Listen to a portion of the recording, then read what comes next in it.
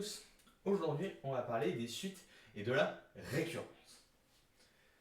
Une suite, c'est quoi? Eh bien, c'est une fonction, oui, mais une fonction qui n'est définie que pour les entiers naturels. Et je dis bien anti-naturel, pas anti-relatif, entier naturel. Et une suite, c'est défini. On définit une suite de deux manières, soit de manière explicite, soit de manière récurrente. La manière explicite, c'est par exemple est égal à une n est égal à 4n. Ça, c'est une fonction, ça c'est une suite définie de manière explicite. Pourquoi? Parce que la suite est définie en fonction de n. N, pour rappel, est un entier naturel. Et ça, c'est un lambda. Ça, c'est lambda, justement, ça veut dire pour tout en mathématiques. Ok. Donc ça, c'est pour les suites. Donc ça, c'est une suite définie de manière explicite. Et pour les suites récurrentes, définies de manière récurrente. Définies par récurrence, on dit. Pour ça, je vais mettre une accolade. Pourquoi? Parce que c'est important. On a U0 qui est égal, je ne sais pas moi, 2. Et UN plus 1 qui est égal à, par exemple,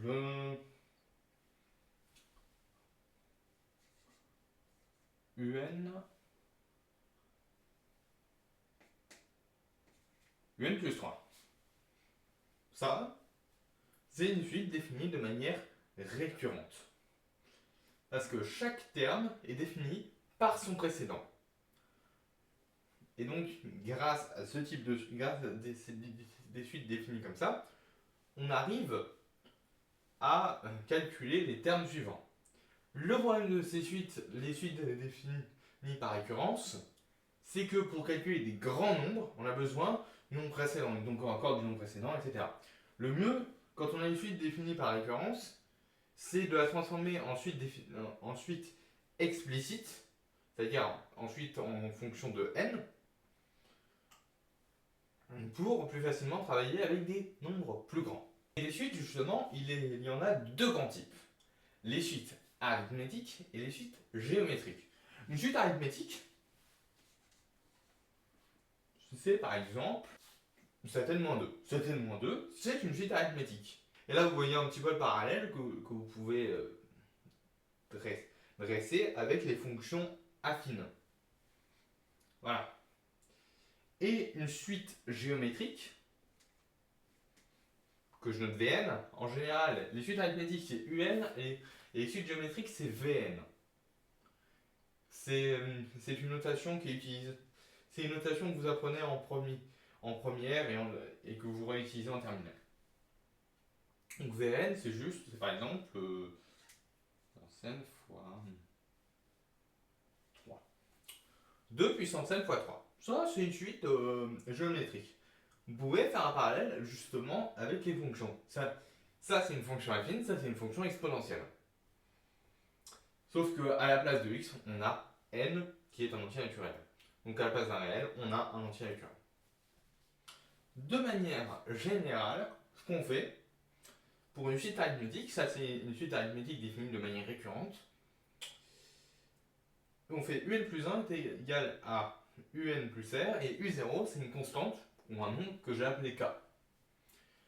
Et donc pour définir une suite, et donc à partir de ces deux informations, eh ben, la suite arithmétique correspondante c'est simple, c'est u0 plus nr. R c'est ce qu'on appelle la raison d'une suite arithmétique, c'est dans les fonctions affines m, et u0 c'est le terme de départ, c'est le premier terme de la suite, qui serait dans les fonctions affines p. Donc ça, c'est une suite géométrique définie de manière récurrente.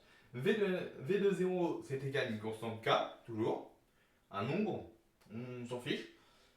Et Vn plus 1, c'est juste Vn fois Q, Q étant une raison. Et donc pour définir une suite géométrique de manière explicite, c'est comme ça. Ça, c'est une suite géométrique définie de manière explicite, V0 fois Q puissance n. En général, pour définir le sens de variation d'une suite, on fait ça, on fait un plus 1 moins un. Donc, pour connaître le sens de variation d'une suite, qu'elle soit arithmétique ou pas, ça marche pour toutes les suites, même pour les suites géométriques, même si c'est pas le plus optimal. On fait un plus 1 moins un. Si un plus 1 moins un est positif, c'est-à-dire que la suite est croissante. Si un plus 1 moins un est négatif, ça veut dire que la suite est décroissante. Bien entendu, si c'est égal à 0, ça veut dire que la suite est constante. Pour savoir si une suite est géométrique est croissante ou pas, on compare avec 1. Si Vn plus 1 sur Vn est strictement supérieur à 1, ça veut dire que Vn est croissante. Si Vn plus 1 sur Vn est strictement inférieur à 1, ça veut dire que Vn est décroissante. Attention, ça ne marche que si V0 est strictement positif. Oui. Si dans le cas où V0 est strictement négatif, là pour le coup c'est inversé. Et vous pouvez vérifier, si votre V0 c'est par exemple moins 1, si on a moins 1 fois Q puissance N où Q est supérieur à 1, par exemple moins 1 fois 2 puissance N, donc moins 2 puissance N, ce sera décroissant. Par contre, si c'est moins 0,5 puissance N, là ce sera croissant. Voilà, c'est ça. Et vous pouvez vérifier bien entendu avec des fonctions. Si vous n'êtes pas sûr, vous pouvez vérifier avec des fonctions. Alors, comment on va faire pour prouver si une suite est arithmétique ou géométrique? Et dans certains cas, elle peut même être arithmético-géométrique. On va avoir un cas juste après, bien entendu. Alors, il y a la méthode de première qui consiste à prendre une suite, qui consiste à avoir notre suite, et avec notre suite qu'on a définie de manière récurrente, on prend une suite tierce, c'est-à-dire une suite qui n'a, par exemple, je sais pas moi, Vn est égal à un moins 200, par exemple. Et à partir de cette suite tierce, on peut prouver que justement Vn est géométrique, donc on définit Vn par exemple pour être une suite géométrique.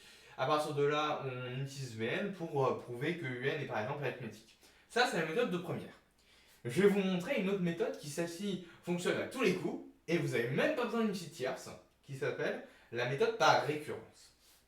Alors, comment ça fonctionne la méthode par récurrence? Imaginons que j'ai une propriété, que j'ai notée P, soit P de N plutôt, soit P de N une propriété à prouver. N est un entier naturel, la méthode par récurrence ne fonctionne que sur les entiers naturels.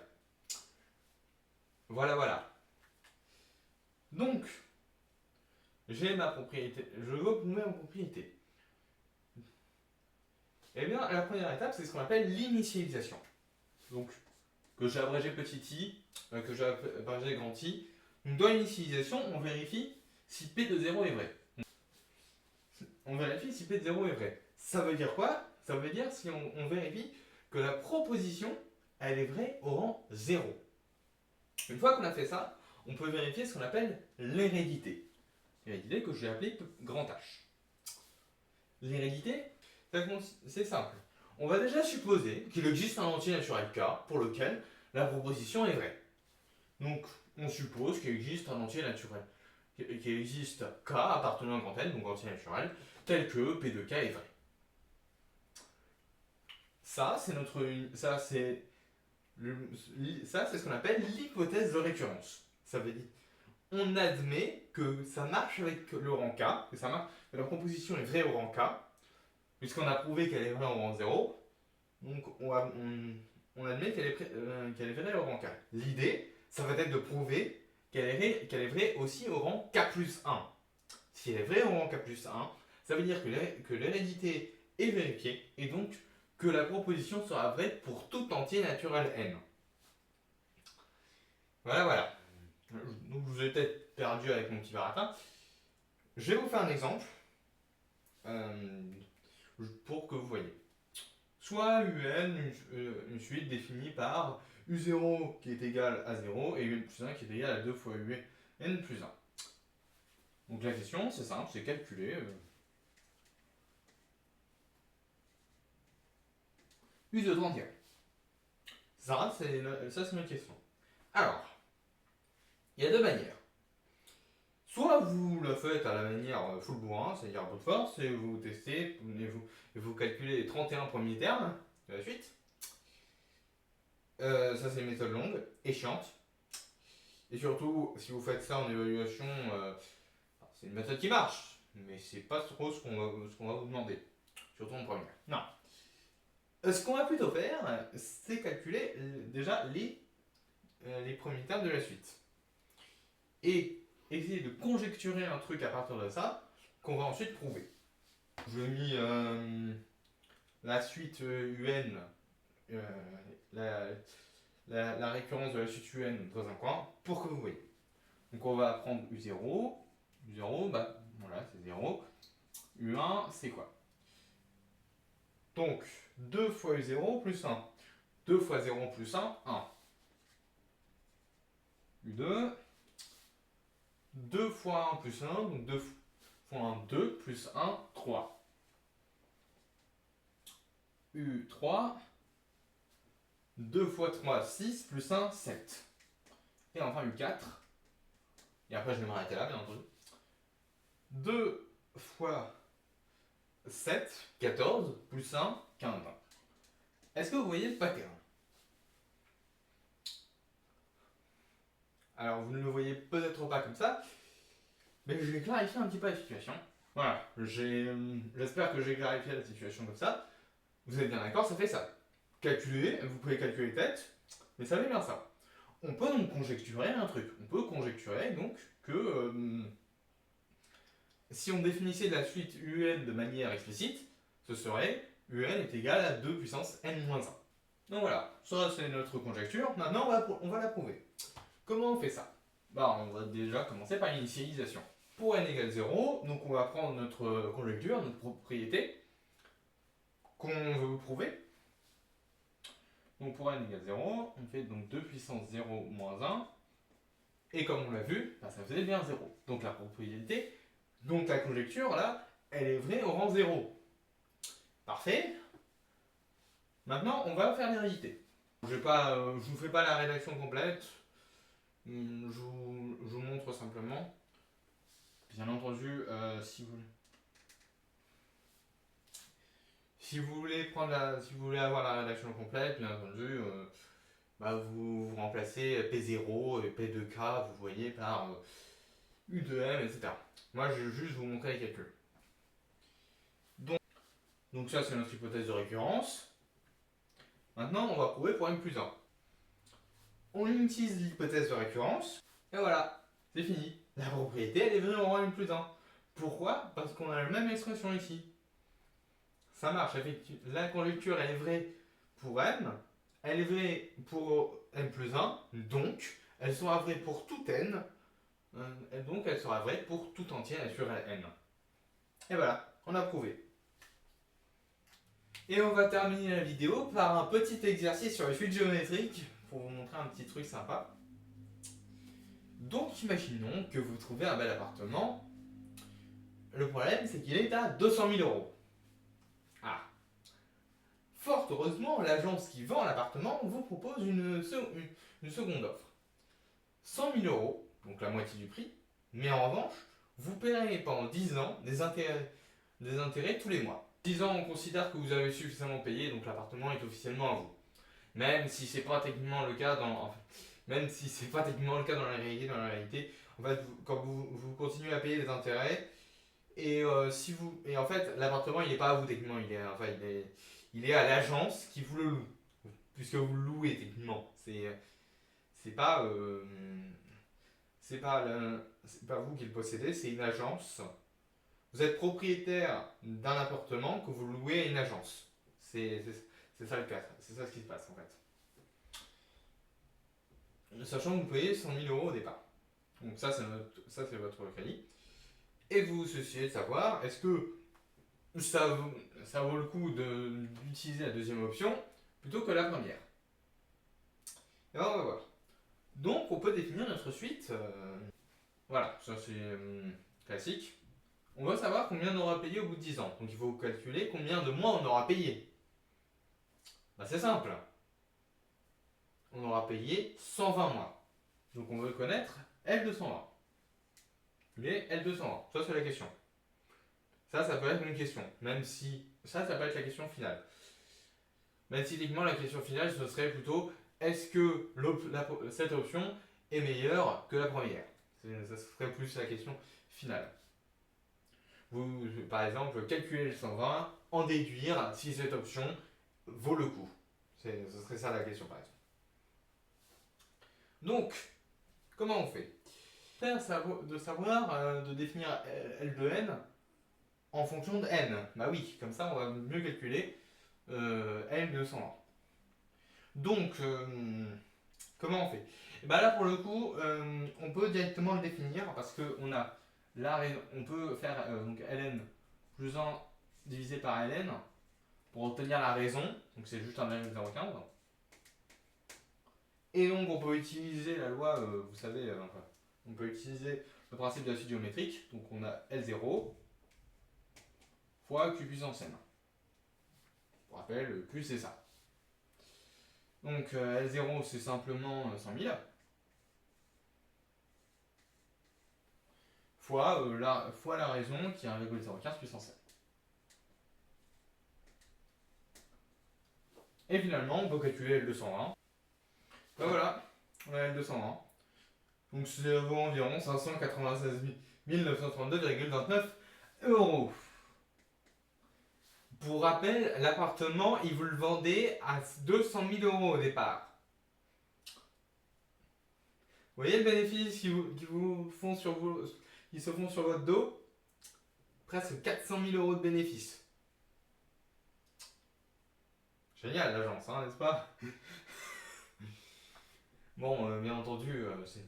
Alors, c'est pas comme ça qu'il ferait dans la vraie vie, puisque dans la vraie vie, en général, ce que font les agences plutôt, qui vous vendent des appartements avec un prix immobilier, c'est qu'ils augmentent les intérêts petit à petit. Mais là, ça rend du coup le calcul beaucoup plus dur. Par exemple, ça commence à 0,5% par mois, ensuite ça devient 1%, puis 1,5%, puis 2%, etc.